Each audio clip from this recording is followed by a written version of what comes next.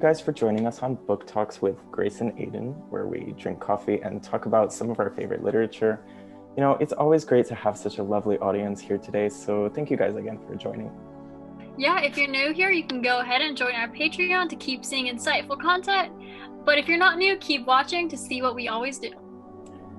All right, today we will be discussing Persepolis by Marjane Satrapi, but more specifically, we're going to talk about pages 74 and 75.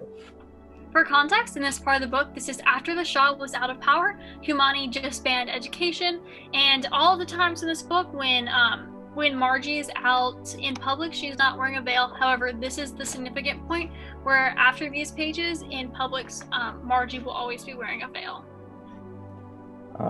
The basic message of these two pages is kind of to demonstrate what position Margie and her family took under Khomeini rule and kind of how it changed, but didn't necessarily change their perspective.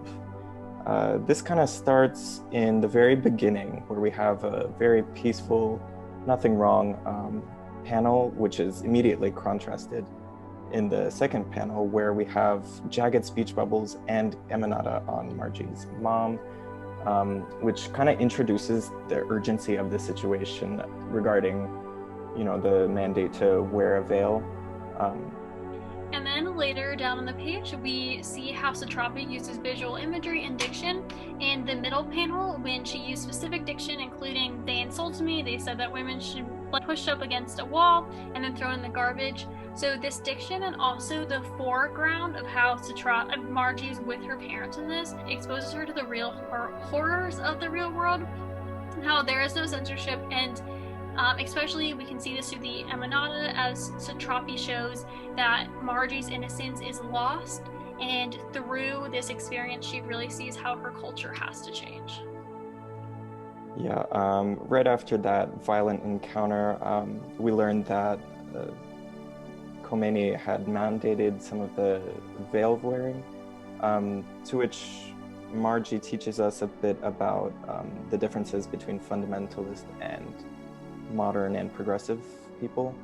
So Satrapi utilizes certain diction here in how she says modern and progressive to kind of indicate what side she and her family are going to be on.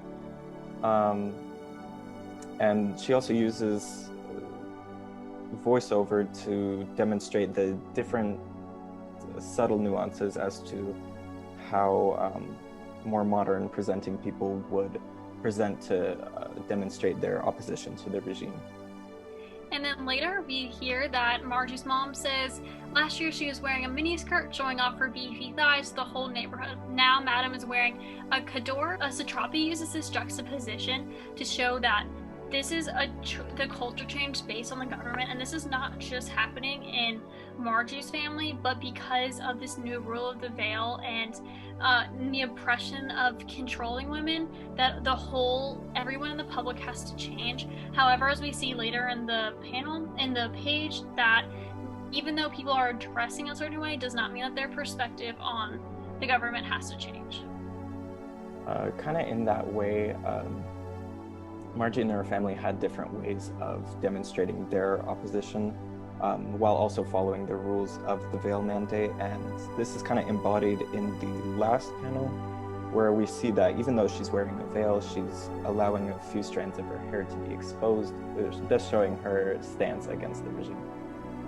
Finally, she says a hyperbole of how, when asked how many times she prays, she says, "I pray 11 or 12 times, 10 or 11 times, sometimes 12. Satrapi uses this hyperbole to show that Margie has to conform to this new culture. However, the practices in her own house are not the same because she obviously is not praying that many times, but she has to conform to this new culture.